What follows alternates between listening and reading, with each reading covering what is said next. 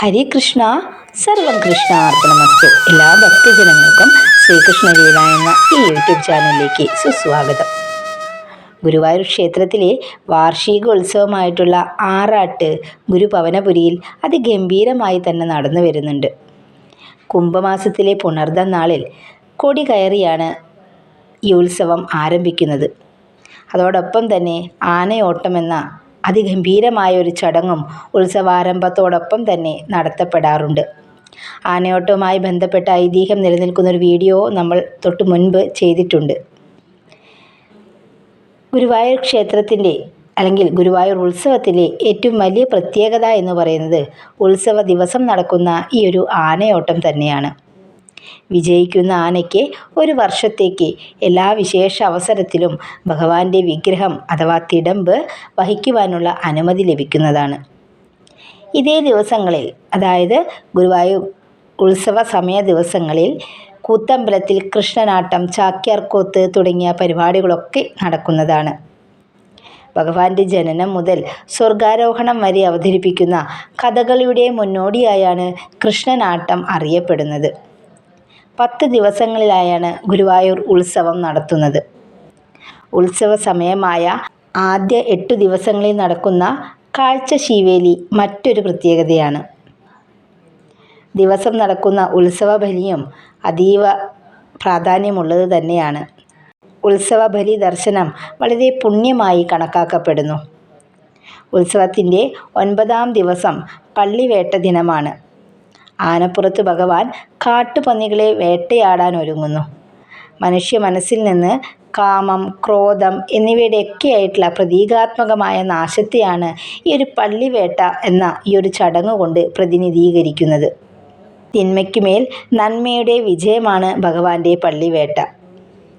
ഇതേ സമയം തന്നെ ഭഗവാനെ അവിടെ അലങ്കരിച്ച് നിർത്തിയിട്ടുള്ള സ്വർണ്ണപ്പഴുക്ക മണ്ഡപത്തിലേക്ക് എഴുന്നള്ളിച്ചിരുത്തുകയും പതിവാണ്. 10-ാം ദിവസമാണ് ഗുരുവായൂർ ആറാട്ട് നടക്കുന്നത്. പള്ളിവേട്ട കഴിഞ്ഞ് ഭഗവാൻ ക്ഷീണിതനായി എന്ന വിശ്വാസത്തിൻ്റെ പുറത്ത് ക്ഷേത്രനട അന്നേ ദിവസം രാവിലെ 6 മണിക്കാണ് തുറക്കുക. ഉഷപൂജ ഒഴികെയുള്ള എല്ലാ പൂജകളും, സാധാരണയായി നടക്കാറുള്ള എല്ലാ പൂജകളും നടത്തപ്പെടാറുണ്ട്. അങ്ങനെ വൈകിട്ട് 6:30 ഘോഷയാത്രയായി ഭഗവാന്റെ വിഗ്രഹം ആറാട്ടിനായി രുദ്രതീർത്ഥക്കുളത്തിലേക്ക് കൊണ്ടുപോകും. ഭഗവാന്റെ ഈ ഒരു ആറാട്ട് കാണുവാനോ തീർത്ഥക്കുളത്തിൽ ഇറങ്ങി വെള്ളം അശുദ്ധമാക്കുവാനോ ഭക്തജനങ്ങൾക്ക് ഈ ഒരു സമയം അനുവദിക്കുന്നതല്ല. ഭഗവാന്റെ ആറാട്ട് തീർത്തും കെട്ടിമറിച്ചുള്ള ഒരു അറയ്ക്കുള്ളിലായിട്ടാണ് നടത്താറുള്ളത്. ആറാട്ടിനു ശേഷം ആയിരക്കണക്കിന് ഭക്തജനങ്ങൾ തങ്ങളുടെ പാപങ്ങൾ കഴുകി സ്നാനം ചെയ്യുന്നതിനായി തീർത്ഥക്കുളത്തിൽ ഇറങ്ങാറുണ്ട്.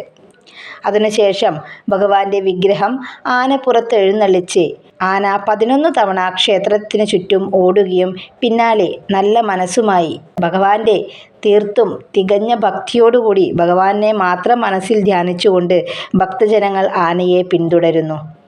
പിന്നീട് ഉത്സവത്തിന് സമാപനം കുറിച്ചുകൊണ്ട് ഭഗവാൻ തിരികെ ശ്രീകോവിലേക്ക് തന്നെ മടങ്ങുന്നു. തുടർന്ന് തന്ത്രി കൊടിമരത്തിലെ ഗരുഡ വാഹനത്തിൽ നിന്ന് ചൈതന്യം പഞ്ചലോക വിഗ്രഹത്തിലേക്ക് ആവാഹിക്കുന്നതിലൂടെ കൊടിയിറക്കവും കൊടിയിറക്കിക്കെട്ടലും നടത്തപ്പെടുന്നു. ഇതോടുകൂടി ഈ ഒരു വർഷത്തെ ഉത്സവാഘോഷത്തിന് സമാപനമാവുകയായി. ഈ ഒരു വിശേഷ അവസരത്തിൽ ഗുരുവായൂർ ക്ഷേത്രത്തിൽ എത്തിച്ചേരാൻ കഴിയാത്ത അല്ലെങ്കിൽ സാധിക്കാത്ത ഭക്തജനങ്ങൾക്ക് തങ്ങളുടെ വീട്ടിലിരുന്നു കൊണ്ട് ഗുരുവായൂരപ്പനെ ഭജിച്ച് ഭഗവത് കടാക്ഷം ഏറ്റുവാങ്ങാവുന്നതാണ്. ഇടമുറിയാതെ നാമം ജപിച്ചും വിഷ്ണു സഹസ്രനാമവും നാരായണീയവും ഭക്ത്യാദരപൂർവ്വം ചൊല്ലാവുന്നതാണ്. ഇതൊന്നും ചൊല്ലാൻ സാധിക്കാത്ത ഭക്തജനങ്ങൾക്ക് ഹരേ രാമ രാമ രാമ ഹരേ ഹരേ, ഹരേ കൃഷ്ണ കൃഷ്ണ കൃഷ്ണ ഹരേ ഹരേ എന്ന അല്ലെങ്കിൽ ആ ഒരു അത്ഭുത മന്ത്രവും ഓം നമോ ഭഗവതേ വാസുദേവായ എന്ന ദ്വാദശാക്ഷര മന്ത്രവും, ഈ ഒരു മന്ത്രം മഹാമന്ത്രം എന്ന പേരിലാണ് അറിയപ്പെടുന്നത്. അതുകൊണ്ട് തന്നെ അതിന് എത്രത്തോളം പ്രാധാന്യമുണ്ട് എന്നുള്ള ഒരു ഐതിഹ്യ കഥയൊക്കെ നമ്മൾ തുടർന്ന് പറയുന്നുണ്ട്. ഒന്നും ചൊല്ലാൻ സാധിക്കാത്തവർക്ക് മഹാവിഷ്ണുവിൻ്റെ മൂലമന്ത്രമായിട്ടുള്ള ഓം നമോ നാരായണായ എന്ന അഷ്ടാക്ഷര മന്ത്രമോ, ഇതുമല്ലെങ്കിൽ വിഷ്ണു ഗായത്രി, അതായത് ശ്രീ വിഷ്ണവേ ച വിദ്മഹേ വാസുദേവായ ധീമഹി തന്നോ വിഷ്ണു പ്രചോദയാത് എന്ന് പറയുന്ന അതിപ്രശസ്തമായിട്ടുള്ള വിഷ്ണു ഗായത്രി മന്ത്രമോ ഒക്കെ നിങ്ങൾക്ക് ജപിക്കാവുന്നതാണ്. ഈ മന്ത്രങ്ങളെല്ലാം തന്നെ ഒരു കവചം പോലെ ശത്രുബാധ ദോഷങ്ങളിൽ നിന്നും അനിഷ്ട സംഭവങ്ങളിൽ നിന്നൊക്കെ നമ്മെ രക്ഷിക്കുന്നതാണ്. ഗുരുവായൂരപ്പനിലേക്ക് എല്ലാം സമർപ്പിച്ചുകൊണ്ടുള്ള കർമ്മമാണ് മുക്തിയിലേക്കുള്ള ഏകമാർഗം.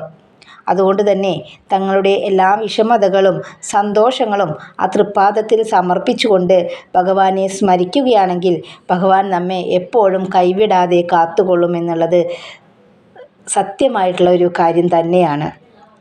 ഗുരുഭവനപുരിയിലെ വിശേഷപ്പെട്ട ദിവസമായിട്ടുള്ള ഉത്സവ നാളുകളിൽ നമുക്ക് പൊന്നുണ്ണിക്കണ്ണനെ ഭജിക്കുന്നതിന് ഏറ്റവും ഉത്തമമായ ഒന്നായി കരുതപ്പെടുന്നു. മഹാവിഷ്ണുവിൻ്റെ മൂലമന്ത്രമായിട്ടുള്ള ഓം നമോ ഭഗവതേ വാസുദേവായ എന്ന ദ്വാദശാക്ഷരി മന്ത്രം മഹാവിഷ്ണുവിൻ്റെ മഹാമന്ത്രമായി കണക്കാക്കപ്പെടുന്ന ദ്വാദശാക്ഷരി മന്ത്രമായിട്ടുള്ള ഓം നമോ ഭഗവതേ വാസുദേവായ എന്ന മഹാമന്ത്രം ഗുരുവായൂർ ക്ഷേത്രത്തിൽ ഭഗവാന്റെ തിരുനടയ്ക്ക് മുന്നിലായി ആലേഖനം ചെയ്തിട്ടുള്ളത് നമ്മളെല്ലാവരും കണ്ടിട്ടുള്ളതാണ്. ലളിതമായ സംസ്കൃത പദവാക്യമാണ് ഈ ഒരു ദ്വാദശാക്ഷരി മന്ത്രം എന്ന് പറയുന്നത്.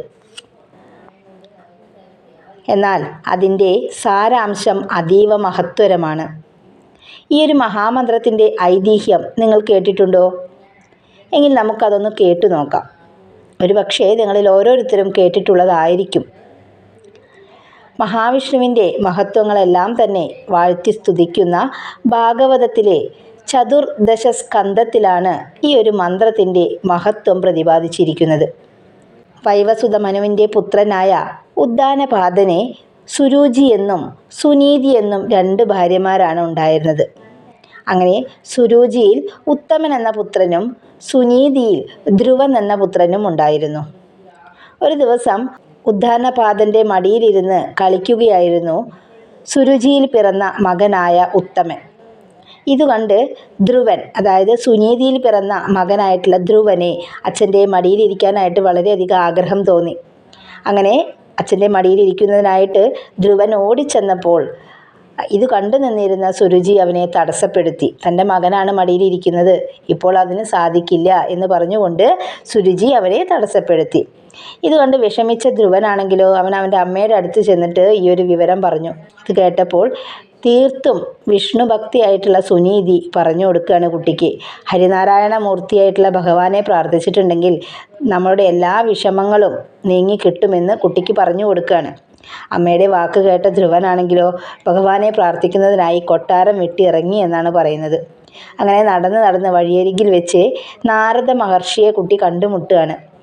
അപ്പോൾ കുട്ടി നടന്ന കാര്യങ്ങളൊക്കെ നാരദ മഹർഷിയുടെ അടുത്ത് പറഞ്ഞു. അപ്പോൾ അമ്മ പറഞ്ഞിട്ടുണ്ട്, ഭൂലോക വൈകുണ്ഠനാഥനായിട്ടുള്ള ഹരിനാരായണ മൂർത്തിയെ ഭജിച്ചിട്ടുണ്ടെങ്കിൽ നമ്മുടെ എല്ലാ വിഷമങ്ങളും മാറുമെന്ന് എനിക്ക് എൻ്റെ അമ്മ പറഞ്ഞു തന്നിട്ടുണ്ട് എന്നുള്ളത് കുട്ടി പറയുകയാണ് നാരദ മഹർഷിയോട്.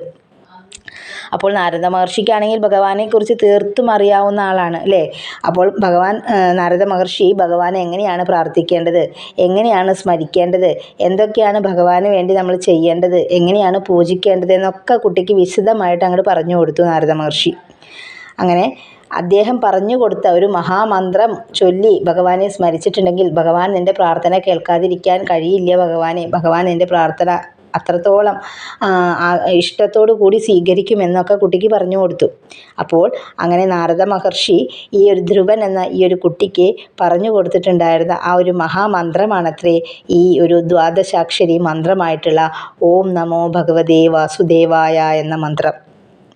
ആത്മനിയന്ത്രണത്തോടെയും അതുപോലെ തന്നെ തികഞ്ഞ ആത്മസമർപ്പണത്തോടെയൊക്കെ ഭഗവാനെ പ്രാർത്ഥിച്ചിട്ടുള്ള ആ ഒരു ധ്രുവൻ്റെ മുന്നിലേക്ക് സദാസമയം ഭഗവാനെ മനസ്സിൽ ധ്യാനിച്ചുകൊണ്ട് മനസ്സിൽ സ്മരിച്ചുകൊണ്ട് ഭഗവാനെ എങ്ങനെയൊക്കെ പൂജ ചെയ്ത ആ ചെറിയൊരു കുട്ടിയുടെ മുന്നിലേക്ക് ഭഗവാൻ മഹാവിഷ്ണു പ്രത്യക്ഷപ്പെടുകയും അവനെ സകലവിധ ഐശ്വര്യങ്ങളൊക്കെ പ്രദാനം ചെയ്യുകയും ചെയ്തു എന്നാണ് ഇതിൻ്റെ പിന്നിലുള്ളൊരു കഥയായിട്ട് ഒരു ഐതിഹ്യമായിട്ട് പറയപ്പെടുന്നത്. ഈശ്വരൻ തന്നോടൊപ്പം ഉണ്ട് എന്ന് തോന്നിപ്പിക്കുന്ന ഒരു മഹാമന്ത്രമാണത്രേ ഈ ഒരു ദ്വാദശാക്ഷരി മന്ത്രം. അങ്ങനെ എല്ലാ ജീവജാലങ്ങൾക്കും അവരുടെ കർമ്മമണ്ഡലത്തിൽ നിന്ന് മുക്തി നേടാനായിട്ട് സാധിക്കുന്ന പരമസ്വരൂപനായ ഭഗവാനാണ് ശ്രീ മഹാവിഷ്ണു. അതുകൊണ്ട് തന്നെ ആ ഒരു നാരായണനായിട്ടുള്ള ആ ഒരു ദിവ്യപുരുഷനെ അത്യാദരപൂർവ്വം ഭക്തിയോടുകൂടി നമുക്ക് പ്രാർത്ഥിക്കാനും ഭജിക്കാനും സാധിച്ചിട്ടുണ്ടെങ്കിൽ അതിൽ പരം പുണ്യം വേറെ എന്താണെന്നുള്ളതാണ് നമ്മൾ ഓരോരുത്തരും ചിന്തിക്കേണ്ടത്. അതുകൊണ്ട് തന്നെ ഈ ഒരു പ്രത്യേക അവസരത്തിൽ അല്ലെങ്കിൽ ഈ ഒരു വിശേഷ ഭഗവാൻ അത്രയും പ്രധാനപ്പെട്ട ഏകാദശിയും ഒക്കെ നമ്മൾ എത്രത്തോളം ഗുരുവായൂർ ഏകാദശിക്കൊക്കെ എത്രത്തോളം പ്രാധാന്യം കൊടുക്കുന്നുണ്ട്, അതുപോലെ തന്നെ പ്രാധാന്യം കൊടുക്കേണ്ട ഒരു ദിവസങ്ങളാണ് ഇപ്പോൾ ഈ കടന്നു പോയിക്കൊണ്ടിരിക്കുന്നത്. അതുകൊണ്ട് തന്നെ ഈ ഒരു വിശേഷ ദിവസങ്ങളിൽ ഭഗവാനെ ഭജിക്കുന്നത് അത്യുത്തമമായി കണക്കാക്കപ്പെടുന്നു. വൈഷ്ണവ മന്ത്രങ്ങളിൽ ഏറ്റവും പ്രധാനപ്പെട്ട ഒന്ന് തന്നെയാണ് ഈ ഒരു മഹാമന്ത്രം എന്ന് പറയുന്നത്. അതുകൊണ്ട് തന്നെ ഈ ഒരു നിമിഷം മുതൽ നമുക്ക് നമ്മുടെ എല്ലാമായിട്ടുള്ള സാക്ഷാൽ ഗുരുവായൂരപ്പനെ പ്രാർത്ഥിക്കുകയും അപ്പോൾ ഈ ഒരു നിമിഷം മുതൽ ഗുരുവായൂരപ്പനെ സ്മരിക്കുവാനും അദ്ദേഹത്തിൻ്റെ പവിത്രമായ നാമങ്ങൾ ചൊല്ലുവാനും ഭാഗ്യമുണ്ടാകട്ടെ എന്നും ഭഗവാന്റെ അനുഗ്രഹം നിങ്ങളിൽ ഓരോരുത്തർക്കും ജീവിതത്തിലുടനീളം ഉണ്ടാവട്ടെ എന്നും ആത്മാർത്ഥമായി പ്രാർത്ഥിക്കുന്നു. നിങ്ങൾക്ക് ഈ വീഡിയോ ഇഷ്ടപ്പെട്ടുവെങ്കിൽ ഓം നമോ ഭഗവതേ വാസുദേവായ എന്ന ഭഗവാന്റെ ആ ഒരു മഹാമന്ത്രം തന്നെ നിങ്ങൾ കമൻറ്റ് ബോക്സിലൂടെ എഴുതിയിടുക. അതിലൂടെ ഭഗവത് കടാക്ഷം നിങ്ങളിലേക്ക് ഒഴുകിയെത്തട്ടെ എന്ന് ആശംസിച്ചുകൊണ്ട് ഈ ഒരു അധ്യായം ഇവിടെ വെച്ച് അവസാനിപ്പിക്കുകയാണ്. ഹരി ഓം.